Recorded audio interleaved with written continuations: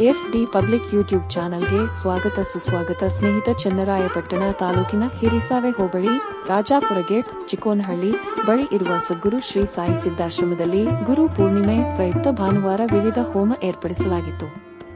ಬೆಳಗ್ಗೆ ಗಂಗಾ ಪೂಜೆ, ಗಣಹೋಮ, ವ್ಯಾಸ ಪೂಜೆ, ಸದ್ಗುರು ಪೂಜೆ, ಭಿಕ್ಷಾವಂದನೆ ಮತ್ತು ಕುಂಭಾಭಿಷೇಕ ಸೇರಿದಂತೆ ಹಲವು ಪೂಜೆಗಳು ನೆರವೇರಿದವು.